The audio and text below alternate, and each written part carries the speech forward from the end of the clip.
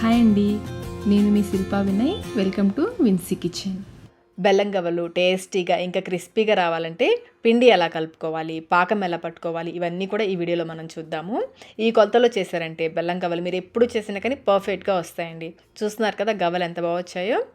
Taste కూడా చాలా చాలా బాగుంటాయి. మీకు ఒకటి వించి చూపిస్తాను చూడండి ఎంత క్రిస్పీగా ఉన్నాయో.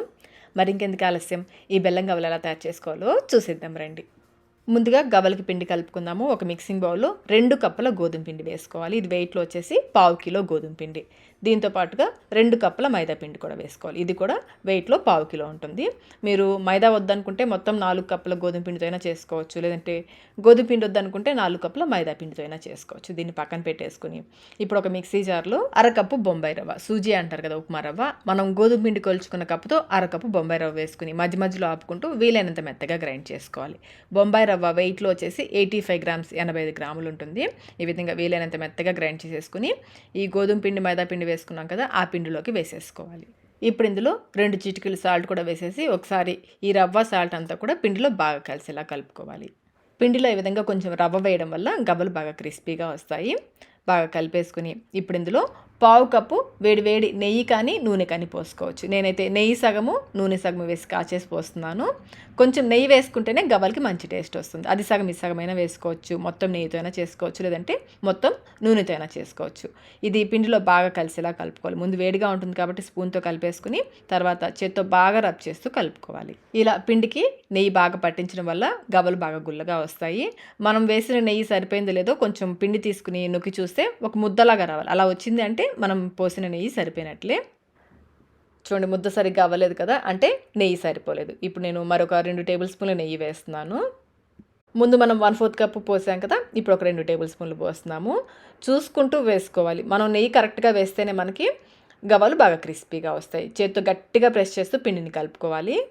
అదే మనం అచ్చంగా గోధుమ పిండితో, మైదా వేయకుండా అచ్చంగా గోధుమ పిండితో చేస్తున్నట్లయితే 1/2 కప్పు నెయ్యి పడుతుంది. చూడండి, పిండి ఈ విధంగా ఉండాలి, ఒక ముద్దలాగా ఫామ్ అవ్వాలి. ఈ విధంగా వచ్చేంత వరకు నెయ్యి కానీ నూనె కానీ వేసుకోవాలి. ఇలా కలిపేసుకుని ఇప్పుడు ఇందులో కొంచెం కొంచెం నీళ్ళు పోసుకుంటూ పిండిని కలుపుకోవాలి. నీళ్ళు అయితే ఒకేసారి ఎక్కువ పోసుకోవద్దండి. పిండి జారైపోయింది అనుకోండి, మనకు గవ్వలు సరిగ్గా షేప్లో రావు. చూసుకుంటూ కొంచెం కొంచెం నీళ్ళు పోసుకుంటూ పిండిని కొంచెం గట్టిగా ఉండేలాగా కలుపుకోవాలి. అలానే మరీ గట్టిగా కలిపేయద్దు, మరీ సాఫ్ట్గా కలుపుకోకూడదు. కన్సిస్టెన్సీ చూడండి, ఈ విధంగా ఉండాలి పిండి. ఈ విధంగా కొంచెం గట్టిగా కొంచెం సాఫ్ట్గా ఉండాలి. ఇలా కలిపేసుకుని పైనుంచి 1 టీ స్పూన్ నూనె వేసేసుకుని పిండి ఆరిపోకుండా పిండి అంతా పట్టించేసుకోవాలి. పిండికి అన్ని వైపులా పట్టించేసి మూత పెట్టి ఒక అరగంట పాటు పిండిని నాననివ్వాలి. కనీసం ఒక 15 నిమిషాలైనా పిండిని నానబెట్టుకోవాలి.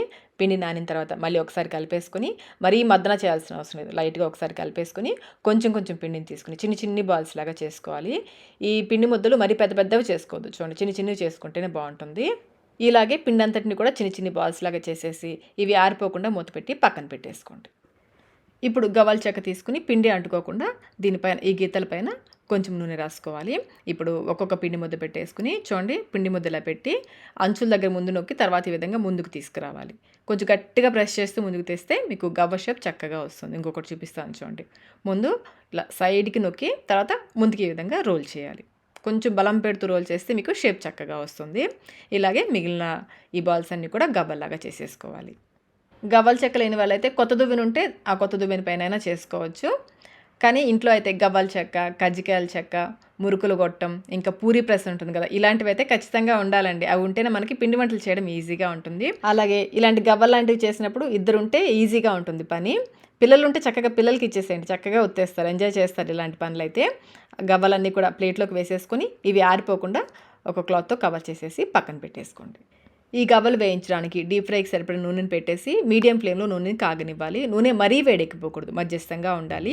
నూనె బాగా వేడెక్కిందనుకోండి వేయగానే రంగు మారిపోతాయి. మధ్యస్థంగా ఉండాలి నూనె కాగిన తర్వాత ఈ ఆయిల్కి సరిపడా గవ్వలు వేసేసుకొని మీడియం ఫ్లేమ్లో మధ్య మధ్యలో కలుపుకుంటూ వేయించుకోవాలి. వేసిన వెంటనే కలుపుకుండా పైన వచ్చే నొరగలు కొంచెం తగ్గిన తర్వాత, ఇవి కొంచెం పచ్చిదనం తగ్గిన తర్వాత మధ్య మధ్యలో కలుపుకుంటూ ఇవి మంచి గోల్డెన్ బ్రౌన్ కలర్ వచ్చేంత వరకు వేయించుకోవాలి. మీకు ఈ నూనెలో వచ్చే నొరగలు కూడా తగ్గుతాయి. అప్పటి వరకు ఈ గవ్వలు క్రిస్పీగా అయ్యేంతవరకు మధ్య మధ్యలో కలుపుకుంటూ వేయించుకోవాలి. గవ్వలు చూడండి బాగా వేగిపోయాయి కదా, ఈ విధంగా వేయించేసుకుని ఇప్పుడు వీటిని నూనెలోంచి తీసేసుకోవాలి. ఎక్సెస్ ఆయిల్ డ్రైన్ చేసేసుకుని ఒక ప్లేట్లోకి వేసేసుకోండి. ఇవి నూనెను కూడా ఎక్కువగా పీల్చుకోవు. ఇదే విధంగా మిగిలిన గవ్వలన్నీ కాల్చుకోవాలి. ఫ్లేమ్ అయితే హైలో కానీ లోలో కానీ పెట్టద్దు, మీడియం ఫ్లేమ్లోనే మధ్య మధ్యలో కలుపుకుంటూ క్రిస్పీగా అయ్యేంతవరకు వేయించుకోవాలి. ఒకటి వించి చూపిస్తాను చూడండి మీకు ఎంత క్రిస్పీగా వచ్చాయి గవ్వలు. చూడండి బాగా గుల్లగా క్రిస్పీగా వచ్చాయి కదా. గవ్వలు చేసేసుకున్నాము. ఇప్పుడు మనం వీటిని పాకంలో వేసేసుకుందాము. స్టవ్ పైన అడుగు మందంకలు ఒక పెద్ద గిన్నె పెట్టేసుకుని ఇందులో 2 కప్పుల బెల్లం తురుము వేసుకోవాలి. వెయిట్లో వచ్చేసి 350 గ్రామ్స్ 350 గ్రాముల బెల్లం వేసుకోవాలి. ఇందులో 1/4 కప్పు నీళ్లు పోసేసి బెల్లాన్ని కరిగించుకోవాలి. మనం గోధుమ పిండి మైదా పిండి కలిపి అరకిలో తీసుకున్నాం కదా, అరకిలో పిండికి 350 గ్రాముల బెల్లం కరెక్ట్గా సరిపోతుంది.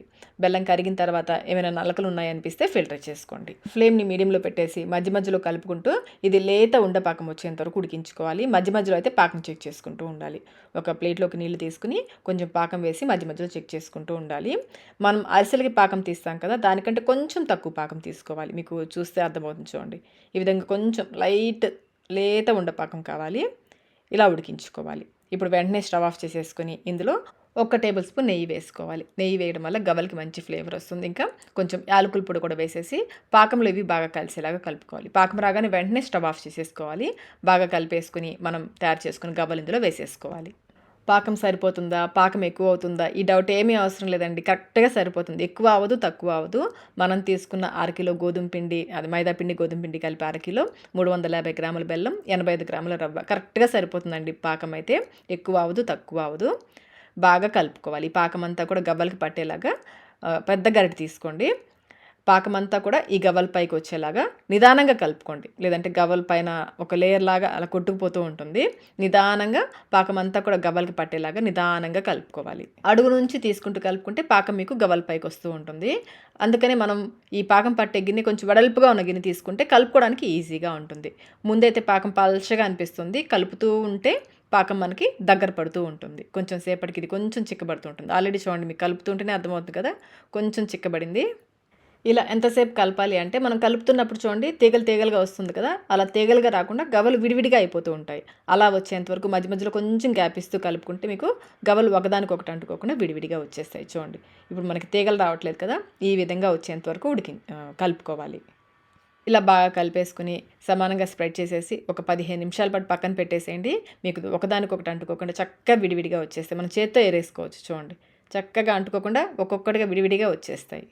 ఈ విధంగా ఒక్కొక్కటి సపరేట్ చేసుకుని ప్లేట్లో అయినా వేసుకోవచ్చు. లేదంటే ఈ గిన్నెలోనే గవ్వలన్నీ కూడా సపరేట్ చేసేసుకుని అన్నీ కలిపి ఒకేసారి ఒక ప్లేట్లోకి పోసేసుకోవచ్చు. మీకు ఏది కన్వీనియంట్గా ఉంటే అలా చేసేసుకోండి. అన్నీ కూడా ఒక ప్లేట్లోకి పోసేసుకుని పూర్తిగా చల్లారిన తర్వాత 8 డబ్బాలో స్టోర్ చేసుకుంటే చాలా రోజుల వరకు ఫ్రెష్గా క్రిస్పీగా ఉంటాయి. చూస్తున్నారు కదా గవ్వలు ఎంత పర్ఫెక్ట్గా వచ్చాయో. టేస్ట్ అయితే అద్దరిపోతాయండి. ఈ కొలతలకు మనకి 1 కేజీ గవ్వలు వస్తాయి. మరి ఈ పండగకి మీరు కూడా బెల్లం గవ్వలు ట్రై చేయాలనుకుంటే ఈ కొలతలో ఒకసారి తప్పకుండా ట్రై చేయండి. ట్రై చేసి మీకు ఎలా వచ్చాయో మాకు కమెంట్ రూపంలో తెలియచేయండి. వీడియో నచ్చినట్లయితే లైక్ చేయండి, మీ ఫ్రెండ్స్కి ఫ్యామిలీ మెంబర్స్కి షేర్ చేయండి. ఇలాంటి మరిన్ని రెసిపీస్ కోసం మన ఛానల్ని సబ్స్క్రైబ్ కూడా చేసుకోండి. Thank you.